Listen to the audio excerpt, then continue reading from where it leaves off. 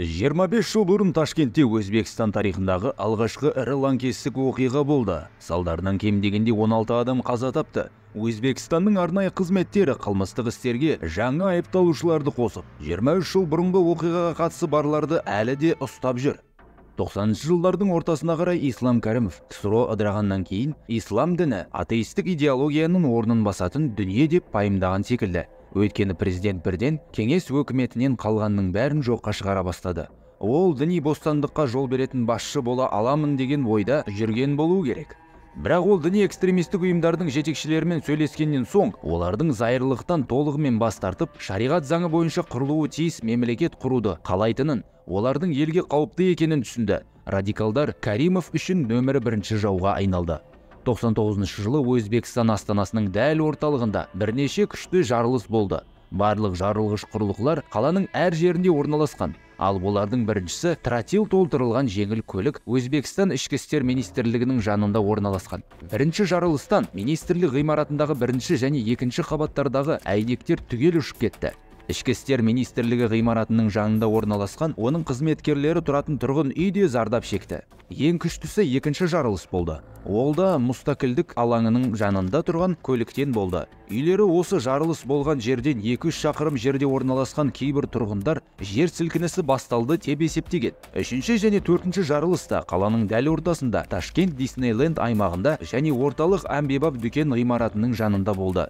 Ташкент әуежайы ауданында 5-ші жарылыс болғаны туралы ақпарат бар. Ташкенттің орталығын дереу полиция қоршауы алды. Ал қаланың өзі қауіпсіздік күштерімен қоршалып, бірнеше сағат бойы одан шығуға тыйым салынды. Кейін Өзбекстан президенті Ислам Каримов оның өміріне қастандық жасалғанын сенімді түрде мәлімдеді. Басты шабуыл министрлер кабинетінің жанындағы алаңда жоспарланған. Ол президент қатысуымен сағат 11:00-де басталуы тиіс еді. Қалған жарылыстар алдаусырату болатын. Каримовтың оққағары Осмон Бердімұратовтың айтуынша, президенттің көлігі Ташми ауданында келе жатқанда рациядан үкімет ғимаратының жанында атыс болғаны туралы ақпарат алған. Күзетші бағытты өзгертуді ұсынды, бірақ Каримов бұл ойдан бас тартты.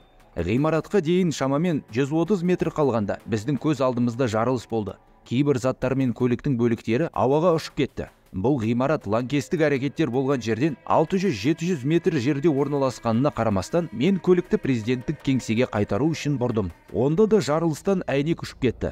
Қорыққан, абдырап қалған адамдар көшеге шықты. Ислам Әбдіғаниұлы олардың қасына келіп, уайымдамаңыздар, біз бұл сынақтан өтеміз. Бейбіт өмірімізге, тәуелсіздігімізге кедергі келтіретіндерді тауып жазалаймыз, деп еске алды Бердімұратов.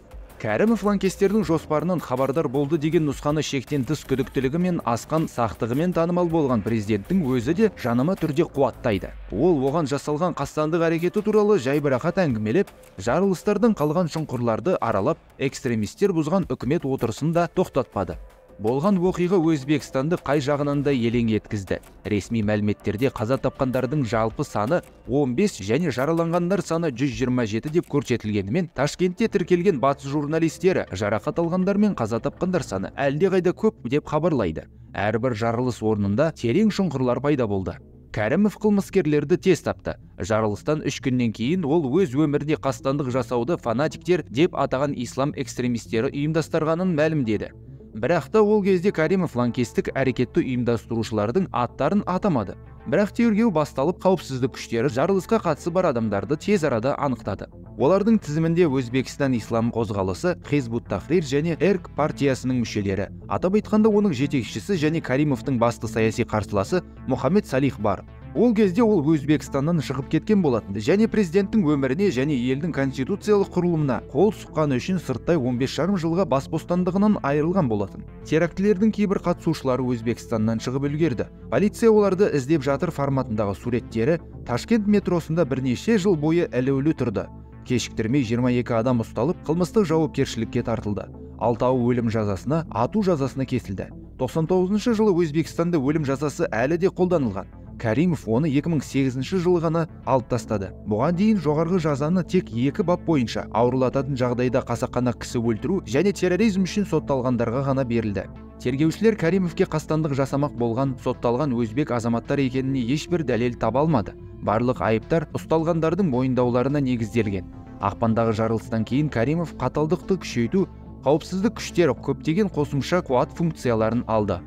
қорғау ұйымдарының мәліметінше, лаңкестік әрекеттен кейін 10 жыл ішінде экстремизм немесе терроризмге көмектесті деген айыппен 100 мыңнан астам азамат түрмеге жабылған. Каримовқа қастандық жасалғаннан бері 20 жылдан астам уақыт өтті. Бірақ Өзбекстанның арнайы қызметі күдіктілерді іздеуді жалғастыруда.